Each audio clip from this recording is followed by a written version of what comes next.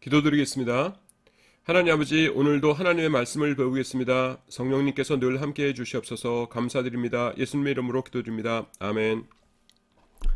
우리가 요 도표를 앞에서 봤었는데 이것을 하나하나 살펴보고 있습니다. 그래서 지난주에 했던 거가 요 부분입니다. 예수님께서 이제 유대 지역 사역을 마치시고 북쪽 갈릴리로 가셨죠. 그래서 갈릴리에서 사역을 하시는데 갈릴리에서만 계속 계셨던 것은 아니라고 했어요. 남쪽 예루살렘으로도 절기 때마다 이제 내려오셨죠. 그런데 그 남쪽에서 하신 사역은 요한복음에만 기록되어 있어요.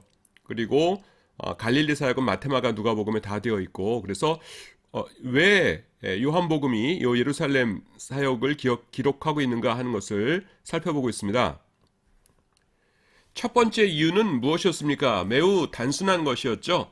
뭐냐면은 요한복음이 마태, 마가, 누가복음보다 나중에 기록되었어요. 제일 마지막에 기록되었기 때문에 이렇게 봤더니 마태, 마가, 누가복음에 다 기록되어 있네 하는 것은 또 쓸 필요 없겠죠. 그리고 마태, 마가, 누가복음에 없네 하는 것은 이건 내가 써야겠군 하면서 썼겠죠. 그러니까 갈릴리 사역은 마태, 마가, 누가복음에 다 있는 거예요. 그러니까 또 쓸 필요 없군 하면서 뺐고요. 그 다음에 예루살렘에서도 여러 가지 중요한 사건들이 있었는데 마태, 마가, 누가복음에서 다루지 않고 있거든요. 그러니까 이거 중요한데 왜 아무도 안 쓴 거야 하면서 요한이 쓴 겁니다. 그것이 첫 번째 이유이고, 그 다음에 두 번째 이유는 뭐였냐면은 그 시기적으로 좀 살펴볼 필요가 있는데, 이게 요한복음이 기록될 시기입니다. 1세기 말인데 요때 뭐가 있다고 그랬어요? 유대인들의 회당 지도자들과 그 다음에 교회가 대논쟁을 벌였다고 했죠. 회당이 막 공격하고 교회는 거기에 대해서 방어를 하고 이렇게 했는데, 이를테면 어떤 것이 있었냐면은 너네들 왜 안식일 안 지켜? 왜 안식일 안 지키고 안식일 다음날 뭐 주일이라고 왜 그날 지켜? 그리고 너네 왜 할례 안 받아? 그리고 너네 큰일 났다? 우리가 너네들 전부 다 이제 출교했다? 너네 다 지옥 갈 거다? 이렇게 얘기하는 거예요. 그러면 일반 교인들은 잘 모르니까 불안하잖아요. 평소에 존경했던 랍비들이 막 그렇게 공격을 하니까 여기에 대해서 요한이 여러분, 내가 예수님의 수제자입니다. 내가 그 나의 권위를 가지고 대답할 테니까 잘 들어보세요. 이렇게 해도 되겠지만은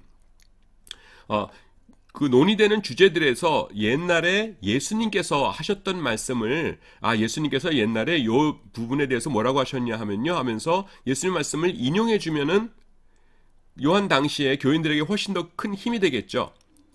그런데 예수님께서 정말로 그런 말씀을 하셨어요. 요 주제들에 대해서. 그런데 언제 그런 말씀을 하셨냐 하면은 예루살렘에 가셨을 때에 예루살렘에 있던 유대인 지도자들과 논쟁하시면서 지금 요한 당시에 이슈가 되었던 그 주제들에 대해서 막 말씀을 하셨던 것이에요. 그런데요, 예수님께서 그 말씀하셨던 것을 왜 하필 예루살렘을 배경으로 하고 있냐면은, 여러분, 갈릴리에도 물론 랍비들이 있었겠지요. 하지만 갈릴리에 있는 랍비들은 그렇게 고위층은 아니었겠죠. 그 당시에 고위층들은 다 어디 있었겠어요? 그렇죠, 예루살렘에 있었어요. 그래서 가능하면은 유대인들의 대표작격인 그 고위층 랍비들, 고위층 사두개인들, 이런 사람들과 논쟁하시는 것을 소개하는 것이 훨씬 더 좋겠죠. 효과적이겠지요. 그래서 그렇게 한 겁니다. 그래서 예루살렘은 중심지였어요. 그래서 중심지에서 예수님께서 하신 말씀들을 다루고 있습니다. 자, 그러면요, 이제 그것이 어디 나오냐면 5장에서부터 9장까지에 쭉 등장하는데, 그 주제들이 어떤 것인지 살펴보기로 하겠습니다. 그 주제들은요, 예수님 당시에 진짜 논쟁이 됐던 것이긴 하지만은 또한 요한이 요한복음을 기록할 당시에 중요한 주제이기도 한 것들이에요. 자, 5장에서는 뭐가 나옵니까? 안식일 논쟁이 나오죠. 5장에서 나오는 사건이 뭐예요? 38년 된 병자를 예수님께서 언제 치료하세요? 안식일에 치료하십니다. 그러니까 너 왜 그 들 것을 아마 오늘로 말하면 침낭, 뭐 이렇게 슬리핑백이나 담요 이런 거 들고 갔겠죠. 그러니까 안식일 날 뭐 하는 거야? 그러니까 나 치료한 사람이 저기 일어나라고 가라고 그래서 갔는데요. 했더니만 누가 치료했어? 이래가지고서는 시비가 붙는 거죠. 그래서 회당의 랍비들, 그러니까 이 사도 요한 당시의 회당의 랍비들은 교회가 안식일을 안 지킨다고 시비를 걸었을 거예요. 그래서 사도 요한은요, 예수님께서 안식일에 대해서 하셨던 말씀을 인용하면서 그들에게 답하고 있는 것입니다. 안식일에도요, 하나님의 일은 계속되어야 되죠. 근데 이날 예수님께서 하셨던 일이 뭐예요? 환자 치료하시는 것이죠. 사람의 생명을 살리는 일이었어요. 그래서 그 일은 안식일에도 계속되어야 한다. 안식일의 참된 의미는 무엇이냐? 하나님의 뜻을 행하는 것이다. 이렇게 말씀하고 있는 겁니다. 그래서 그 요절이 될 만한 말씀이 요한복음 5장 17절이에요. 이 주제에 대해서는 예수께서 그들에게 이르시되 내 아버지께서 이제까지 일하시니 나도 일한다 하시매, 이렇게 말씀하십니다. 그래서 안식일에 대해서 말씀하고 있고요. 그 다음에 6장에 가면은 주제가 뭐냐면은 성만찬입니다. 성만찬. 그래서 그 생명의 떡에 대해서, 내가 하늘에서 내려온 떡이다. 그러니까 그 당신이 무슨 하늘에서 내려왔냐? 우리가 어디서 태어났는지 다 알고 있는데, 이러면서 이제 그 논쟁이 되지 않습니까? 이 성만찬이란 주제도요, 예수님 당시의 논쟁이었을 뿐만 아니라 이 떡에 대해서 이때 논쟁이 있었을 뿐만 아니라 성만찬은 예수님 당시에는 아직은 없었던 거죠. 근데 그 회당에서는 큰 이슈거리였어요. 교회 다니는 사람들이 만나면은 뭐 이렇게 떡을 떼면서 이것은 예수님의 살입니다. 그 다음에 잔을 나누면서 이것은 예수님의 피입니다. 이것을 기념해야 하겠습니다. 뭐 이러면서들 먹고 마시고 그러거든요. 그러니까 구약 성경에 그런 거 없거든요. 그러니까 회당에 다니는 유대인들이, 야, 기독교에 너네 뭐 하는 거야? 뭐 예수의 살이라고? 예수의 피라고? 너네가 뭐 식인종이냐? 뭐 하는 짓들이야? 하면서 논쟁이 붙었겠죠. 그러니까 이 살과 피라는 것, 이 떡을 나누고 그 다음에 잔을 나눈다는 것이 무엇인지에 대해서 그 예수님께서 어떻게 말씀하셨는가 하는 것을 6장에서 쭉 설명해 주고 있어요. 그래서 한 구절을 꼽자면은 6장 35절에 보면은 예수께서 이르시되 나는 생명의 떡이니 내게 오는 자는 결코 줄이지 아니할 터이요 나를 믿는 자는 영원히 목마르지 아니하리라, 이렇게 말씀을 하시죠. 그래서 그 교회가 지키고 있던 성만찬의 진정한 의미에 대해서 6장을 통해서 교훈해 주고 계십니다. 그 다음에 7장에서는요, 또 안식일이 주제예요. 그래서 모세의 율법을 범하지 아니하려고 사람이 안식일에도 할례를 받는 일이 있거든 내가 안식일에 사람의 전신을 온 몸을 건전하게 한 것으로 너희가 내게 노여워하느냐, 이렇게 하면서 안식일의 참된 정신이 무엇인가 하는 것에 대해서 예수님께서 하신 말씀을 7장에서 쫙 인용해 주고 있습니다. 요 주제도 어때요? 지금 요한 복음을 기록할 당시에 회당과 교회 사이의 논쟁이겠죠. 그리고 8장은 그 8장 전체가 예수님들과 그 다음에 예수님을 공격하는 유대인들 사이에 격렬한 논쟁이 소개되고 있어요. 예수님께서 심지어 뭐라고 말씀하시냐 하면은 너희는 너희 아비 마귀에게서 났으니, 이렇게 말씀하십니다. 마귀에게서 났다. 그러니까 너네들은 마귀의 자식들이다 라는 것이죠. 참고로 말씀드리자면 여기 났으니라고 우리말로는 동사로 되어 있는데 헬라어에서는 출신을 나타내는 에크로 해가지고서는 에크 마귀 이렇게 되어 있어요. 그러니까 요거는 여러분들이 그렇게 알아두기 바랍니다. 그냥 말이 나온 김에 말씀을 드리자면 여기에 헬라어가 어떻게 됐냐면은 휘메이스 에크 투, 그 다음에 파트로스 투, 디아볼루 에스테, 이렇게 있습니다. 그러니까 휘메이스가 뭐예요? 너희들은이죠. 그 다음에 에스테가 에미 동사 2인칭 복수, 너네들은 누구이다. 그 다음에 에크가 출신의 에크라는 거예요. 투 파트로스, 파테르 아버지의 소유격이죠. 투 디아볼로가 마귀죠. 그래서 이게 이제 동격이에요. 너희 아비 마귀 출신이다, 이렇게 하는 겁니다. 나슨이라고 해가지고선 겟나오라고 하는 동사가 있거든요. 누가 누구를 낳고 할 때. 예, 근데 이 동사가 사용된 것은 아니에요. 그냥 조금 중요한 것이기 때문에 제가 좀 말씀을 드렸습니다. 자, 너희는 너희 아비 마귀에게서 났으니, 이렇게 말씀하시는데요. 굉장히 극단적인 비판이죠. 너네들은 마귀 출신이다. 하나님하고는 아무 상관없는 하나님의 대적들의 자녀들이다. 이렇게 말씀하시는 것이에요. 그래서요, 그 아주 그 논쟁이 아주 격렬한 것을 우리가 볼 수 있습니다. 유대인들은요, 근데 예수님, 너무하신 거 아니에요? 그러는데 유대인들이 먼저 시작했어요. 유대인들이 예수님을 귀신 들린 자라고 몰아세웁니다. 8장 52절 보시면은, 그리고, 이렇게 그러니까, 또 예수님께서, 이렇게, 몰아세우고요. 이게 52절이 더 뒤쪽이네요. 그러니까 예수님께서 이렇게 말씀하셨고, 그 다음에 이런 말이 나오고, 결국은 59절에 가보면은 예수님을 돌로 치료하는 것으로 끝납니다. 여기서 알 수 있는 이 분위기가 뭐예요? 굉장히 격렬하죠. 요게 뭐냐면은 또 요한복음에 기록될 당시의 분위기를 보여주고 있어요. 회당과 교회가 격렬하게 논쟁을 했거든요. 그러니까 요한이 8장을 통해서 보여주려는 건 뭡니까? 여러분, 회당하고 그 다음에 교회가, 다시 말해서 예수님을 믿지 않는 유대인들과 예수님을 믿는 유대인들이 대립하는 거가 지금이 처음이 아니랍니다.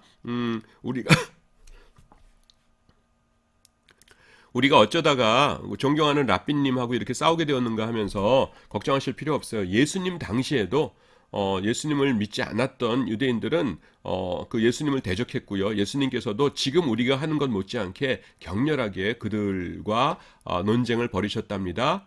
그러니까 안심하세요. 이렇게 되는 겁니다. 자, 그 다음에 9장에는 출교라는 단어가 나와요. 출교. 9장에서 나오는 것은 어떤 에피소드입니까? 날 때부터 소경된 자를 고치시죠? 예. 소경된 자를 고치시고, 출교한다는 거 어디 등장하냐면은 이제 유대인들과 그 소경으로 났다가 치료된 자의 부모의 대화하는 장면에서 요한이 이렇게 소개하고 있는데요. 그 부모가 이렇게 말하는 것은 이미 유대인들이 누구든지 예수를 그리스도로 시인하는 자는 출교하기로 결의하였으므로 그들을 무서워함이더라 이러라 이렇게 나옵니다. 이 출교라는 단어는요, 공간복음에 나오지 않고 요한복음에만 나오는 단어입니다. 요 스토리 배경을 조금 설명할 필요가 있을 것 같아요. 자, 예수님께서 날 때부터 소경된 자를 고치셨죠. 고치셔가지고서 사람들한테 이제 소문이 난 거예요. 날 때부터 소경된 자를 고쳤어. 그러니까 유대인들이, 이제 예수님을 미워하는 유대인들이 그럴 리가 없어, 우리가 가서 조사해 봐야겠군 해가지고서는 그 부모에게 가는 겁니다. 가가지고서는 소경으로 났다고 하는 사람이 당신네들 아들 맞냐? 네, 맞습니다. 소경으로 원래 태어난 거가 확실하냐? 그걸 물어보는 거예요. 왜냐하면은 중간에 조금 눈에 병이 났다가 치료됐다 그러면은 그건 어쩌다가 그렇게 된 거지 이럴 텐데, 아예 태어날 때부터 소경이었는데 눈을 떴다 그러면은 그거는 있을 수 없는 일이거든요. 자연적으로는. 그러니까 날 때부터 소경이었던 것이 맞느냐 이렇게 이야기를 합니다. 그러니까 부모가 예 맞습니다 이렇게 되죠. 그 다음에 뭐라고 물어보냐면은 근데 어떻게 해서 낳는 거냐 이렇게 되는 거예요. 그러니까 이 부모가 예수라는 사람이 고쳐줬어요 이렇게 말하면 될 텐데, 그렇게 말을 하지 않고 뭐라고 얘기하냐면은 저가 장성하였으니 저에게 물어보시오 라고 하면서 그 대답의 책임을 아들에게 돌리죠. 여러분, 이거 왜 그런지 아세요? 왜냐하면은 예수님이 고쳐줬어요 라고 말하는 것 자체가 예수님은 메시아이세요 이렇게 고백하는 것과 똑같은 거예요. 이게 왜 그러냐면은 그 당시에 유대인들 사이에서는 앞으로 메시아가 오시면은 이런 일들을 하실 것이다 라고 하는 목록들이 있었어요. 예수님께서 오시면은 적군을 무찌르시고 그 다음에는 뭐를 하시고 쭉 하시는데, 그 중에 하나가 뭐였냐면은 날 때부터 소경된 자의 눈을 뜨게 하시고 라는 것이 있었어요. 그거는요, 유대인들이 보기에 메시아가 아니시면은 그 누구도 할 수 없는 일이다 라고 생각했기 때문에 그거를 명단에 올려놓았던 것입니다. 메시아가 오시면은 날 때부터 소경된 자를 보게 하실 것이다 라는 것이 진짜 메시아를 테스트할 수 있는 명단에 있었던 것이에요. 그런데 예수님께서 날 때부터 소경된 자의 눈을 뜨게 하셨죠. 근데 이 부모에게 당신 아들이 어떻게 해서 그러면 보게 됐느냐라고 했을 때에 예수님이 보게 해주셨습니다 라고 하면은 그게 곧장 무슨 얘기가 되는 거예요? 예수님은 메시아이십니다 이렇게 되는 거예요. 그런데 여기 뭐라고 써 있어요? 누구든지 예수를 그리스도로 시인하는 자는 출교하기로 결의했다 이렇게 나오죠. 그러니까 예수님이 눈뜨게 해주셨어요 이렇게 말했다가는 출교당해요. 그게 너무 무서우니까 자기들이 대답을 못하고 아들한테 물어보세요. 다 컸으니까 지가 알아서 대답할 거예요. 이렇게 했다는 것입니다. 자, 그런데 여기서요. 출교당한다는 것이 이제 그럼 뭐가 그렇게 무서울까? 요즘 우리는 잘 이해를 못하는데 출교에도 네 종류가 있었습니다, 여러분. 그러니까 제일 약한 건 뭐냐면은 뭐 이를테면 조금 뭐 도둑질하거나 그랬어요. 그러면은 근신해라 하면서 앞으로 한 달 동안 너는 예배 참석 못한다. 예배 참석 왜냐하면 너는 부정하니까 그래서 예배 참석 못하고 집에서 근신하고 있다가 한 달 후에 다시 와. 뭐 이런 게 제일 약한 거였고요. 그 다음에 이제 뭐 오랫동안 내쫓는 거. 그 다음에는 그 예배 영원히 못 들어오게 하는 거. 뭐 기타 등등 아주 제일 센 거. 출교는 뭐냐면은 완전히 하나님의 백성에서 끊어내 버리는 겁니다. 그러면 이 사람하고는 대화도 할 수 없고요. 유대인들이 이 사람하고는 당연히 장사도 할 수 없고 이 사람 물건 팔아주면 안 돼요. 그리고 이 사람 집에다가 짱돌 던져가지고 누가 다쳐도 그거 뭐라고 안 그래요. 완전히 그 자기들에게서는 잘려 나간 거예요. 그러니까 출교당한 사람은 다 짐 싸가지고서는 외국으로 이민 갈 수밖에 없었어요. 그 목숨을 부지하고 살 수가 없었어요. 그러니까 뭐 완전히 굉장히 부자다 그러면 그래? 그럼 난 로마로 이사 가지 뭐 원래 로마 가고 싶었어 이러면 될 텐데 웬만한 중산층 사람들은 출교당하고서는 그냥 뭐 살 수가 없는 거죠. 그러니까 출교를 굉장히 무서워한 겁니다.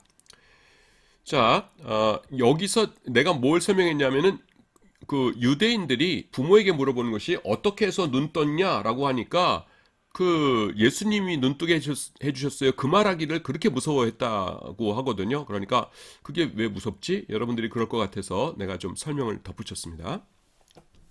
요한복음이 기록될 당시에 여기 지금 읽고 있어요. 예수님을 믿었던 유대인들은 회당에서 출교를 당했어요. 쫓겨났어요. 그러니까 평생 다녔던 회당에서 출교를 당하고 그 다음에 믿고 따랐던 랍비로부터 너는 지옥 갈 거야 라는 저주의 선포를 받았으니까 이 유대인들은 불안불안했겠죠. 그들에게 사도 요한이 자신의 권위를 사용하여서 위로를 할 수도 있었을 거예요. 하지만 예수님의 권위를 사용한다면 더욱 좋았을 것입니다. 그래서 이렇게 얘기하고 있는 것이에요. 9장을 통해서 여러분 출교는요 우리가 처음 당한 것이 아니랍니다. 이미 예수님 당시에도요 예수님을 메시아로 고백했던 사람들은 출교를 당했답니다. 하지만 그들이 정말로 하나님께 저주를 받았습니까? 지옥에 갔습니까? 아니에요. 예수님께서는요 오히려 출교당했던 그 소경에게 친히 찾아가셔가지고서는 위로해 주시고 또 축복도 해 주셨답니다. 그러니까 우리가 출교당한 거 이거 아무것도 아니에요. 이렇게 말하고 있는 겁니다. 이것이 사도 요한이 요한복음 9장을 통해서 하고 싶었던 이야기였습니다. 이제 D, 요단강 동쪽 지역 누가복음 이렇게 왔는데요. D가 갑자기 뭐지? 하는 사람이 있을 것 같아가지고서는 그 표 보여줄게요. 자, 요게 지난번에 우리가 봤던 표인데 예수님의 일대기죠. 처음부터 탄생하셨을 때부터 십자가 부활까지가 쭉 이렇게 이어지는데 마태, 마가, 누가, 요한복음이 그 중에서 어떤 것을 담고 있는가 하는 것을 살펴보고 있어요. 그래서 탄생에 관련해서 A 살펴봤고요. 남쪽 처음에 하셨던 유대 지역에서의 사역 B 살펴봤고요. 그 다음에 지금까지 방금 전까지 살펴본 것이 마테마가 누가복음은 갈릴리 사역을 소개하고 있는데 요한복음은 예루살렘 사역을 소개하고 있다. 요거 설명했고요. 그 다음에 요게 D예요. 요단강 동쪽. 자, 요건 특징이 뭐예요? 누가복음에만 있죠. 누가복음에만. 그래서 요게 뭐냐 하면은 이스라엘이 이렇게 있으면은 제일 마지막에 이제 2년 정도 갈릴리 사역 마치고서는 예루살렘 오실 적에 이쪽으로 오신 곳이 아니라 올라가실 땐 여기로 올라가셨지만은 오른쪽을 굉장히 천천히 여행하셔가지고서는 예루살렘에 오시거든요. 그래서 요 동쪽은 요단강 동쪽이니까 이방인 지역이에요. 여기 베레아도 그렇고 북쪽에 그 데가볼리도 그렇고 그래서 이방인 지역이에요. 그래서 그거는 다른 마테마가 요한복음에는 안 나옵니다. 누가복음에만 나와요. 요한복음은 원래 그 남쪽 위주로 소개했기 때문에 이게 남쪽에서 남쪽으로 이렇게 쭉 이어지는 거고요. 여기 이것도 예루살렘에서 겪으신 일이니까. 마태복음, 마가복음은요 갈릴리에 계시다가 여기는 갈릴리인데 그 다음에는 한 절 다음에 예루살렘이에요. 그냥 마치 그 무슨 영화에 보면은 마술하는 사람이 한번 휘리릭 돌고 나면은 탁 쓰고 나면은 갈려든 데 딱 서 있잖아요. 그렇듯이 한 절 차이로 갈릴리였다가 예루살렘 이렇게 바뀝니다. 근데 누가복음만이 요단강 동쪽으로 천천히 여행하신 것을 보여주고 있습니다. 그 부분을 살펴보도록 하겠습니다. 일단 읽어볼까요? 갈릴리 사역을 마치신 예수님께서는 요단강 동쪽 지역, 그러니까 데가볼리와 베레아 지역을 천천히 여행하시면서 예루살렘으로 오십니다. 마태복음과 마가복음은 조금 전에 설명했듯이 이 여행에 대해서 거의 언급하지 않아요. 그냥 언급 안 해요. 거의 정도가 아니라. 마태복음은요, 마치 예수님께서 갈릴리에서 유대로 훌쩍 날아가신 것처럼 이야기하고 있습니다. 자, 예수님께서 이 말씀을 마치시고 갈릴리를 떠나 요단강 건너 유대 지경에 이르시니, 갈릴리를 떠나 그 다음에 유대 지경에 이르셨다. 끝이에요. 마태복음 19장 1절. 중간에 여행한 것 하나도 없죠. 마가복음도 마찬가지입니다. 예수께서 거기서 떠나 그 다음에 유대 지경과 거기라는 게 갈릴리거든요. 지금까지 사역하셨던 유대 지경과 요단강 건너편으로 가시니, 유대 지경이 뭐예요? 남쪽 유대죠. 그래서 그냥 그 여행 중간에 동쪽 요단강 동쪽을 통과하셨던 여행에 대해서 마태복음, 마가복음은 전혀 소개하지 않고 있습니다. 그런데요, 이 누가복음은 9장 51절부터 14장 35절까지 우와 몇 장이에요?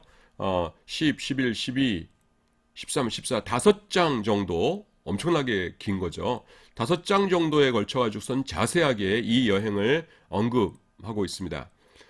여러분 이런 거 이렇게 보면 재밌지 않나요? 무슨 말이냐면은 저도 이제 모태 신자이기 때문에 어렸을 때부터 성경을 읽었지만은 그냥 혼자 성경 읽을 때는 이런 거 아무 생각 없이 그냥 읽죠.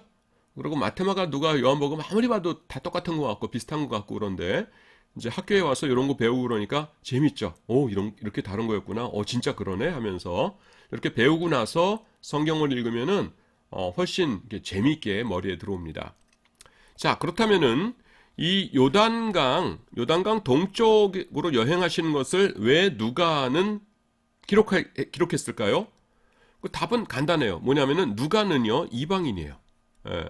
그러니까 이방인이니까 이 동쪽 지역 이방인 지역이거든요. 이방인 지역에서 예수님께서 어떤 일을 하셨나 하는 것이 굉장히 관심사였겠죠. 자, 미국 대통령이 아시아 순방을 한다고 필리핀 갔다가 일본 갔다가 한국 왔다가 갔어요. 그러면은 우리나라 방송에서는 뭐가 제일 많이 나오겠어요? 우리나라에 와서 그 대통령이 무슨 일을 했나 이런 거 많이 나오겠죠. 뭐 필리핀하고 일본에서 한 거는 그냥 조금만 보여주겠죠. 또 반대로 필리핀 방송에서는 뭐가 나오겠어요? 필리핀에 와가지고서는 뭐 무슨 어디 갔었고 무슨 일 했고 이런 것만 잔뜩 나오겠지. 일본하고 한국 거쳐서 미국 간 거는 그냥 조금 보여주거나 안 보여주거나 뭐 이러겠죠. 관심이 없으니까. 마찬가지예요. 누가는 이방인이니까 우리 이방인들이 사는 지역에서 예수님께서 어떤 일을 하셨나 하는 것에 대해서 굉장히 관심이 많았습니다. 그래서 요거를 보여주고 있는 것이에요. 됐죠? 자, 그 다음에 제일 마지막 예수님의 죽음과 부활 승천입니다. 이 예수님의 죽음과 부활 승천에 대해서는요 4개의 복음서들이 모두 이야기를 하고 있습니다. 누구든지 요건 이제 좀 조직 신학 같은 얘기인데 제가 조금 중요한 거기 때문에 이렇게 요약을 해놨어요. 누구든지 죄가 있으면 천국에 가지 못해요. 그렇죠? 남들보다 죄가 적은 거 가지고는 못 가요. 죄가 완전히 없어야 가는 거예요. 그럼 방법이 뭡니까? 예수님께서 우리의 죄를 용서해 주시기 위해서 죽으셨어요. 로마서 4장 25절 보시면은 예수는 우리가 범죄한 것 때문에 내줌이 되고 이렇게 말씀하고 있죠. 그리고요, 성부 하나님께서는 예수님의 십자가의 고난이 우리의 죄 용서를 위해 충분한 것이었다라는 것을 증명하시기 위해서 그분을 무덤에서 살리셨어요. 만약에 예수님께서 십자가에 못 박히시긴 했는데 죽으신 다음에 그냥 보통 인간처럼 그냥 시체가 썩어버리셨다, 부활 못하셨다 그러면은 뭐 우리랑 똑같네 뭐 하면서 십자가가 정말 그 우리의 구원을 위해서 효력이 있는 거야 없는 거야 우리가 알 수가 없었겠죠. 그런데 하나님께서 보시기에 예수님의 십자가의 고난은 우리의 구원을 위해서 충분한 것이었어요. 그래서 그걸 증명하기 위해서 무덤에서 살리셨어요. 거기 어디 나와요? 요 구절이에요. 또한 우리를 의롭다 하시기 위하여 살아나셨느니라. 로마서 4장 25절 하반절이죠. 죽으신 것은 우리 죄 때문에 죽으셨고요. 그 다음에 우리를 의롭다 하시기 위해서, 우리가 그 예수님 믿으면은 충분히 죄 용서함 받고 우리도 부활한다라는 것을 증명하시기 위해서 예수님을 첫 열매로 부활시키셨어요. 자, 그런데 그러면 승천은 뭐냐 하면은 지금 내가 간단하게 십자가의 죽음과 부활과 승천의 의미, 우리를 위해서 왜 필요한 것인가 하는 것을 설명하고 있습니다. 자, 그러면은 만약에 하늘로 올라가지 않으셨다면은요, 그분이 다시 오실 것을 확신할 수 없을 것이에요. 그렇죠? 예. 그냥 지상에 어느 동굴에서 사람들 아무도 못 보는데 그냥 숨어 계신다 그러면은 그 우리를 하늘로 인도해 주실 분인데 왜 하늘에 안 가시고 지상에 아직도 숨어 계시지 하면서 우리는 긴가민가 했을 겁니다. 그런데 하늘로 하나님 보좌 우편으로 승천해 올라가셨죠. 그러니까 다시 오신다 하시니까 저곳으로부터 다시 오시겠구나. 우리를 예수님께서 계시던 그곳으로 우리를 부르시기 위해서 다시 오시겠구나 하는 것을 우리가 알 수가 있습니다. 그래서 예수님께서는 승천하셨고요. 승천하시는 순간에 곁에 있던 천사를 통해서 확실한 재림의 약속을 전해주셨습니다. 어디 나와요? 사도행전 1장 11절이요. 천사가 이르되 갈릴리 사람들아 어찌하여 서서 하늘을 쳐다보느냐 너희 가운데서 하늘로 올려지신 이 예수는 하늘로 가심을 본 그대로 오시리라 하였느니라. 이렇게 말씀하고 있죠. 그러니까 지금 자기가 재림 예수라는 사람들 진짜요? 가짜요? 다 가짜입니다. 예수님께서 재림하실 때는 하늘로 올려지신 예수는요, 하늘로 가심을 본 그대로 오시리라 이랬어요. 그래서 올라가셨던 그 모습 그대로 다시 내려오실 겁니다. 그러니까 지금 지상에서 내가 예수거든 하는 사이비들 전부 가짜입니다. 기독교인들은요, 예수님을 믿음으로 십자가의 피로 죄 씻음을 받고요. 예. 그러니까 우리는 어떻게 될까요? 예수님이 부활하셨으니까 우리도 부활할 것이고요. 예수님께서 재림을 약속하셨으니까 재림하실 거예요. 재림하신 예수님께서 예수님을 믿는 우리들을 천국으로 인도해 주실 것입니다. 자, 그래서 제2장이 끝나고 이제 제3장이 시작됩니다. 제1장이 뭐였어요, 여러분? 우리가 이제 비대면으로 이렇게 수업을 하니까 진도가 하도 빨리 나가가지고서는 멍할 수도 있는데 1장이 뭐였냐면은 신구약 중간사를 요약해줬죠. 중간사. 그래서 이를테면은 바리새인이 어떤 사람들이고 사두개인이 어떤 사람들이고 그런 것들 설명해 줬어요. 중요합니다. 그리고 제2장은 어떤 것이었어요? 사복음서의 배경을 설명했죠. 마태, 마가, 누가, 요한복음. 사복음서는 누구에 대해서 말씀하고 있어요? 그렇죠. 예수님에 대해서. 그러니까 예수님께서 언제 태어나셔가지고서는 어떤 일을 하시다가 언제 부활 승천하셨다. 이렇게 설명한 다음에 그 다음에 요 것들을 마태, 마가, 누가, 요한복음이 어떻게 소개하고 있는가? 골고루 다 소개하고 있는 것이 아니죠. 그러면은 4개 복음서가 필요 없겠죠. 그냥 복음서 해가지고서는 이렇게 두꺼운 책 한 권만 주셨겠죠.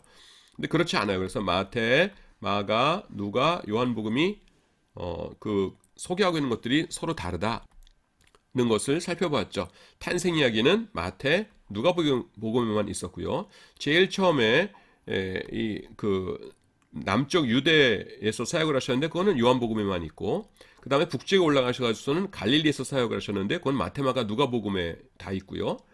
근데 여기 갈릴리 사역 기간 동안에도 남쪽 유대의 중요한 절기 때마다 내려오셨잖아요. 근데 그거는 요한복음이 기록하고 있고요. 그 다음에 맨 마지막에 예루살렘에서 못 박히시기 전에 동쪽 지역을 통해서 천천히 여행하셨죠. 그거는 누가복음에만 기록되어 있고요. 그 다음에 예루살렘에 오셔가지고 십자가에 못 박혀 죽으시고 부활하시고 승천하셨죠. 그건 마태, 마가, 누가, 요한복음에 다 있어요. 그래서 요거를 전체적으로 살펴보았습니다. 자, 이제 제3장입니다. 제3장과 제4장이 어디에 대한 책이냐면은 사도행전, 그 다음에 바울서신, 히브리서에 대한 책이에요. 자, 요렇게 이제 책이 있으면 이게 신약 성경 책입니다. 제일 앞에 사복음서가 있죠. 그 다음에 역사서, 사도행전이 있어요. 초대교회의 제일 처음 역사를 말씀하고 있고요. 그 다음에 바울서신입니다. 바울서신 13권이 있죠. 로마서, 고린도 전후서, 갈라디아서, 에베소서, 빌립보, 골로새, 데살로니가 전후, 디모데 전후, 디도서, 빌레몬 13권이 있어요. 그 다음에 여기 이제 히브리서가 있고요. 그 다음에 맨 끝에가 계시록이 있고 요한 계시록과 히브리서 중간에 뭐가 있어요? 공동서신이라고 있어요. 야고보, 베드로 전후, 그 다음에 요한 1, 2, 3서, 그 다음에 유다서 요 7권의 책을 공동서신이라고 불러요. 그래서 요 순서대로 일단 배경이 되는 것들을 우리가 살펴보고 있는데 요 앞에 신구약 중간기 때 거를 우리가 1장 해가지고 살펴봤고요. 이제 예수님의 그 사복음서에 대해서는 제2장에서 살펴봤고 3장이 어디냐면은 사도행전, 그 다음에 바울서신, 히브리서까지예요. 그래서 제3장과 제4장에서 이제 살펴보고 있는데요. 제3장은 뭐냐면은 사도 바울이 깨달은 복음의 비밀입니다. 자, 사도 바울은 예수님을 만나기 전까지는 그 유대교의 랍비였죠. 랍비 중에서도 아주 제일 똑똑한, 엄청나게 공부를 많이 한 똑똑한 랍비였죠. 그런데 예수님을 만나서 무언가를 딱 깨달았어요. 깨달은 순간에 이거구나 라고 하면서 막 복음을 전하고 그 다음에 그 복음 때문에 나중에는 순교하셨죠. 그래서 도대체 우리는 그냥 예수님을 만나서 예수님을 믿게 됐어, 그렇게만 알고 있는데 사도 바울은 공부를 엄청 많이 한 사람이었기 때문에 이론적으로 뭔가가 이제 설명이 되어야만 바뀌는 사람이었어요. 그래서 이 사람이 도대체 이론적으로 뭘 깨달은 거야? 사도 바울이 뭘 깨달았길래 그렇게 하루아침에 갑자기 다른 사람이 된 거지? 하면서 사도 바울이 깨달은 그 복음의 비밀, 그것을 제3장에서 다루고요. 그 다음에 제4장에서는 예수님의 일대기를 우리가 다뤘었죠. 태어났을 때부터 부활 승천하실 때까지 똑같이 사도 바울도 어디서 태어나가지고서는 무슨 일을 하다가 그 다음에 나중에 언제 어떻게 죽었는가, 순교했는가 하는 것을 4장에서 이렇게 쭉 훑어볼 거예요. 그래서 4장까지 하고 그 다음에 공동서신 배경 살펴보고 요한계시록 살펴보고 그 다음에 이제 마태복음부터 각 권 쭉 나가서 요한계시록까지 학기말까지 쭉 나갈 예정입니다. 요번 학기에 공부하는 것들이 만만치 않죠. 만만치 않은데 그냥 매 시간마다 여러분들이 제 설명을 잘 듣고 이해 안 되는데요. 그러면은 다시 듣고 그래도 모르겠다 하는 사람들은 나한테 문자 주세요. 자, 여기 요 3장에 실린 부분은 이제 내가 논문을 쓴 게 있어요. 그래서 논문은 근데 어렵죠. 뭐 교수님들, 뭐 박사님들 이런 분들 읽으라고 쓰는 거니까 어려운데 그 중에서 이렇게 좀 중요한 부분만 골라서 여러분들이 읽기 쉽도록 이렇게 좀 간단하게 구성을 한 것이에요. 자, 이런 질문부터 우리가 시작해 보도록 하겠습니다. 여러분, 구약의 성도들이 어떻게 구원을 받았을까요? 우리는 어떻게 구원받아요? 우리는 예수님을 믿음으로 구원받죠. 근데 구약의 성도들은 어떻게 구원을 받았을까요? 자, 구약의 성도들 생각해 봅시다. 아브라함, 또 모세, 다윗, 뭐 이사야, 또 누가 생각납니까? 야곱, 좋죠. 예레미야, 고마워요. 지금 이렇게 입으로 중얼중얼하면서들 이야기해주고 있는데 솔로몬, 그렇죠. 이런 사람들은요 모두 구원을 받았을 것이에요. 다윗 왕 지옥 갔을 거예요. 이런 사람은 아무도 없겠죠. 다 구원받았을 겁니다. 그런데요, 예수님이 세상에 오시기 전에 사셨던 이 구약의 위대한 성도들, 이분들은 도대체 어떻게 구원을 받은 것일까요? 여기에 대해서는요, 논리적으로 세 가지 가능성밖에 없어요. 그것이 뭐냐면은, 첫째는 뭐냐면은 율법을 잘 지켜서입니다. 첫째, 그들은 신약 시대가 아니라, 예수님 오신 다음이 아니라 구약 시대 사람들이었으니까 율법을 칼같이 잘 지켜가지고서는 구원을 받았을 것이다, 이렇게 생각할 수 있죠. 그런데 그것은요, 불가능해요. 왜냐하면은 로마서 3장 20절에 보니까 이렇게 말씀하고 있습니다. 그러므로 율법의 행위로 그의 앞에 의롭다 하심을 얻을 육체가 있나니 없나니? 없나니. 율법은 그럼 왜 주신 거다? 율법으로는 죄를 깨달음이니라. 하나님께서 율법을 주신 이유가 이거 잘 지켜가지고서는 의롭게 되라, 이렇게 주신 것이 아니란 것이에요. 의롭다 하심을 얻을 육체가 없고요. 그냥 율법을 주신 것은 율법 보니까 아이고 내가 죄인이구나 하는 거를 그냥 깨닫게 하기 위해서 주셨다는 것입니다. 자, 외국 사람이 우리나라에 처음 오면은 대한민국에서는 뭐가 죄고 뭐가 죄가 아닌지 잘 모르겠죠. 그러면 뭘 보면 알아요? 우리나라 법전을 보면 알아요. 그러면은 대한민국에서는 이런 일을 하면 큰일 나는구나. 대한민국에서는 이런 거는 해도 되는 거구나. 상관없네, 이렇게 되는 거죠. 그 나라마다 이를테면 예의 범절 같은 것도 좀 달라요. 우리나라는 어떻습니까? 그 밥 먹다가 앞 사람이 좀 이렇게 입만 잘 가리고 하면 컬럭컬럭 기침해도 누가 뭐라고 안 그러죠. 그런데 갑자기 밥 먹다가 휴지 꺼내들면 코를 팽 풀어요. 그러면은 더러워, 저 사람 왜 저래, 이럴 거 아니에요. 근데 서양에서는 거꾸로예요. 코는 얼마든지 풉니다. 팽팽 푸는데 기침했다 하면 완전 야만인이에요. 그래서 야, 코가 더 더럽지 않니? 했더니만은 코는 이렇게 휴지에다 풀어가지고서는 딱 버리니까 깔끔하다는 겁니다. 근데 기침은 온 사방으로 이 침을 튀기는 거기 때문에 그게 훨씬 더 더럽다는 거예요.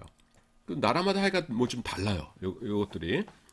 그래서 하나님의 율법은 왜 주셨냐 하면은 하나님 앞에서 이것이 죄다라는 것을 알려주기 위해서 주신 것이다 라는 겁니다. 천국에 가려면은요, 완벽하게 죄가 없어야 돼요. 그런데 완벽하게 평생 동안 율법을 지킬 수 있는 사람은 아무도 없어요. 야고보서 2장 10절에 뭐라고 되어 있냐면은 누구든지 온 율법을 지키다가 그 하나를 범하면 모두 범한 죄가 되나니, 이렇게 말씀합니다. 그러니까 여러분들 용어로 말하자면은 100점 만점이어야 천국 간다는 거예요.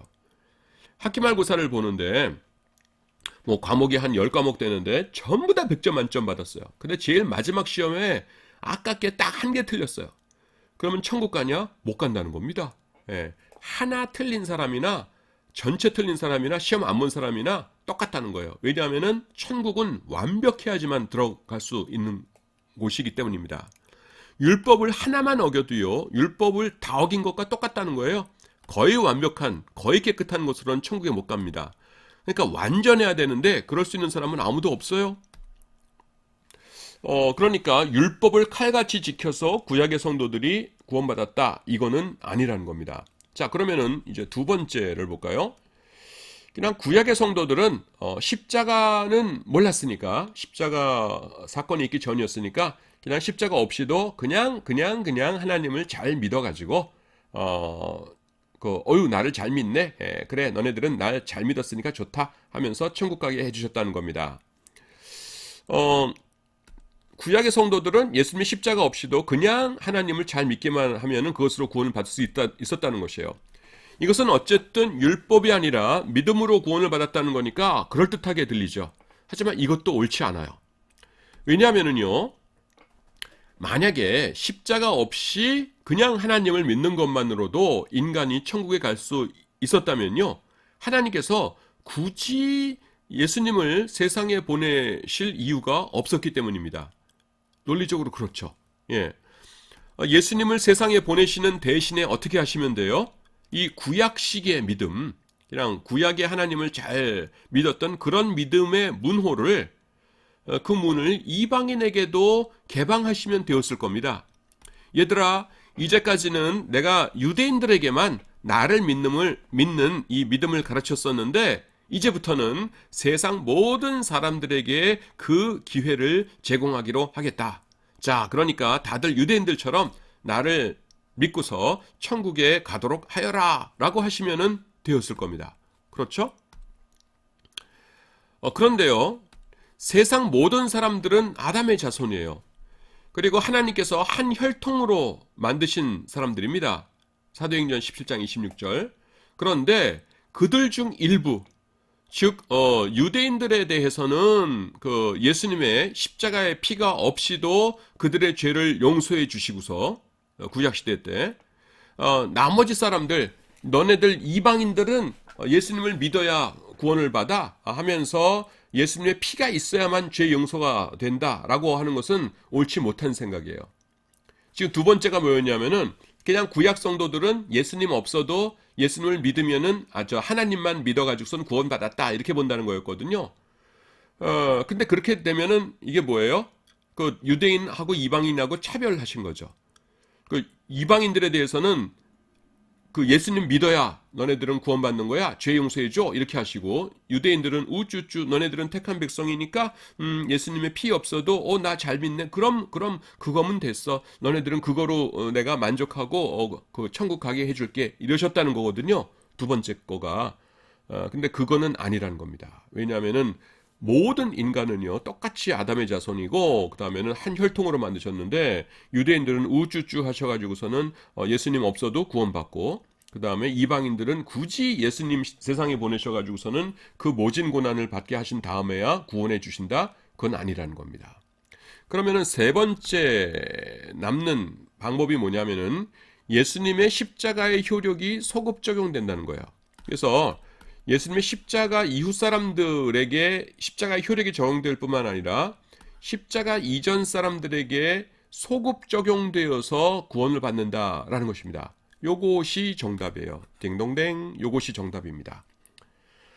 아브라함이 어떻게 누구 때문에 구원받았나요? 천국 갔나요? 예수님 때문입니다. 이사야는요, 예수님 때문입니다. 다윗 왕은요, 예수님 때문입니다. 딩동댕, 그게 정답이라는 겁니다. 예수님의 십자가의 은혜가 구약의 성도들에게 소급 적용이라는 말은 여러분 알죠? 소급 적용되어서 그들이 구원을 얻었다는 것입니다. 십자가의 은혜가요, 이 과거로 소급 적용된다라는 생각이 좀 이상하게 느껴지실 겁니다.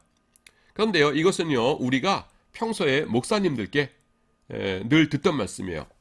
자, 목사님께, 목사님, 구약의 성도들은 어떻게 구원을 받았나요? 라고 여쭤보면은요, 목사님들이 되게 뭐라고 말씀하셨냐면은 구약의 성도들은 오실 미래형이죠. 미래형이죠. 오실 예수님을 믿어서 구원을 받았고 신약의 성도들은 오신 과거형이죠. 오신 예수님을 믿어서 구원을 받았다. 이렇게 대답을 하셨었어요.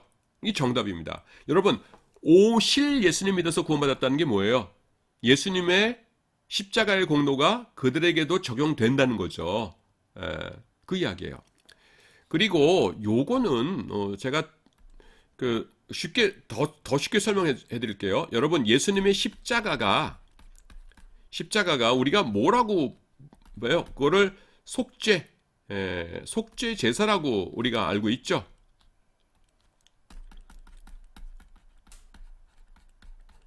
예수님의 그 십자가는 구약의 속죄 제사와 같은 것이다 이렇게 알고 있잖아요. 그래서 속죄 어린 양이라고 예수님을 우리가 부르지 않습니까?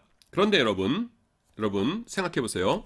자, 속죄 제사 드릴 때 사람들이 죄 지은 다음에 속죄 제사 드려요? 아니면은 앞으로 지을 죄 때문에 속죄 제사 드려요?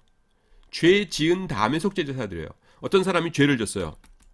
아이고 큰일 났네. 이러다가 하나님께 벌 받겠네. 부들부들 후덜덜 이러면 안 되지 하면서 양 한 마리 끌고서는 제사장에게로 가요. 그래서 제사장님 내가 이런 죄를 졌거든요. 제사 드려주세요. 알겠네요. 다음부터는 그러지 마세요. 한 다음에 제사 드리면은 후유 살았다. 하나님께서 이제 이 죄는 용서해 주실 거야. 이렇게 되는 거죠. 그래서 죄 지은 다음에 이 죄를 위해서 속죄 제사 드려요. 그러니까 속죄 제사는 뭐예요? 이 과거의 죄를 속해주는 것이에요. 자, 유대인들이 드리는 속죄 제사 중에서 제일 큰 게 뭡니까? 욤 키푸르라고 있어요. 욤 키푸르. 히브리어인데 요게 뭐냐면은 대속죄일이라는 겁니다. 대속죄일. 욤이 날이에요. 데이. 대속죄일은 언제냐면은 유대인들 달력으로 7월 10일입니다. 유대인들은 음력 달력을 썼어요.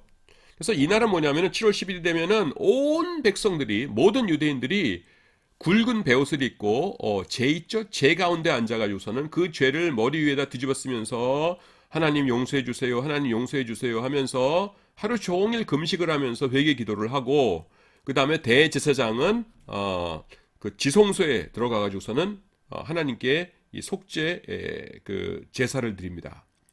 그러면 여러분 요 7월 10일 날 드리면은요, 이 매년마다 이렇게 했는데 앞으로 1년 동안 우리가 지을 죄 용서해 주세요 그러는 거예요? 아니면은 지난 1년 동안 우리가 지은 죄 용서해 주세요 그러는 거예요?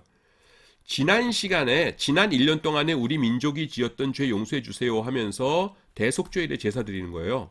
그러니까 속죄 제사는요, 개인적인 거건 국가적인 거건 상관없이 죄 짓고 그 다음에 그 죄를 위해서 드리는 제사예요. 그러면 그 제사를 드리면은 그 제사 드리기 이전까지 지은 죄 용서만 받는 겁니다. 이해가 되세요? 너무나 당연한 거죠. 자, 그러니까 여기서 다시 생각해 보세요. 예수님의 십자가는 뭐예요? 속죄 제사죠. 속죄 제사니까 지금까지 너네들이 지었던 죄, 이 십자가의 속죄 제사로 용서함 받았다. 이게 너무 당연한 거죠. 지금 듣고 보니까 진짜 그러네 이렇게 되는 거죠. 처음에 예수님의 십자가의 공로가 십자가 이후에 적용될 뿐만 아니라 과거에도 소급 적용됩니다. 그러면은 과거에 소급 적용돼? 어떻게 그러지? 이상한데. 그런데 십자가는 속죄 제사잖아요. 속죄 제사는 그 이전에 지은 죄 때문에 드려지는 거잖아요. 그러니까 이렇게 보면은 과거는 너무 당연해요. 오히려 예수님의 십자가 때문에 예수님 십자가 이후에 죄를 지은 우리의 죄도 용서함 받네. 이게 신기한 겁니다. 따지고 보면은 누구든지 믿는 자마다 구원을 얻을 것이다. 누구든지 예수님을 믿으면은 죄를 용서함 받을 것이다. 이게 신기한 거지. 이거는 오히려 신기한 것이 아니에요. 뭔 말인지 아셨죠? 네? 자, 근데 이제 우리가 머릿속으로 항상 십자가 이후에 적용되는 건 당연하고 십자가 이전은 그것이 무엇이지? 이상하네. 그러니까 요거를 조금 더 자세하게 설명을 지금부터 하도록 하겠습니다. 속죄 제사는 당연히 과거의 죄를 위한 것이에요. 그거 이제 내가 한 줄로 써놨고요. 그 다음에 정지 조건부 법률 행위 이렇게 나옵니다. 그러니까 교수님 강의한 바뀐 거 아니에요? 교수님이 법대에 가서도 강의하세요. 그런데 법대하고는 상관없고요.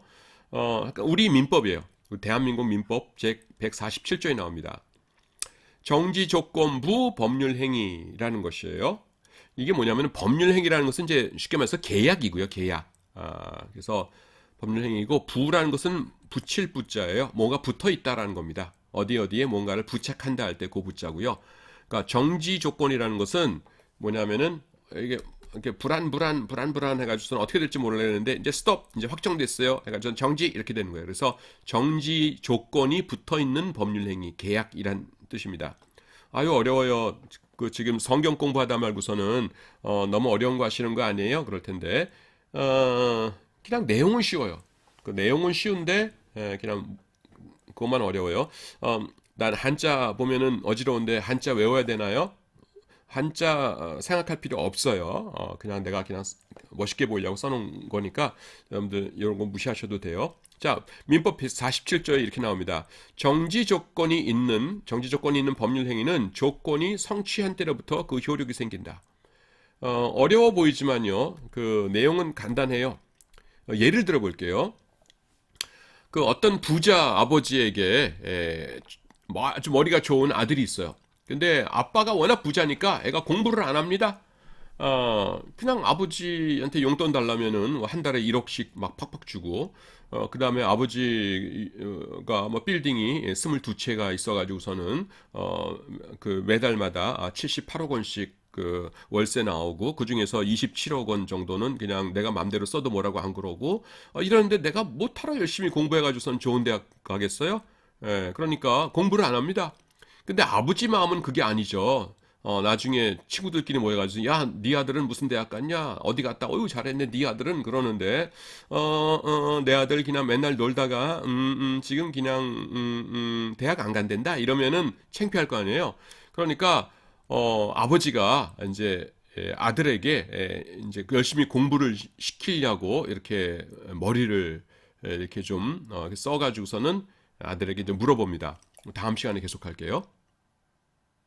수고했습니다.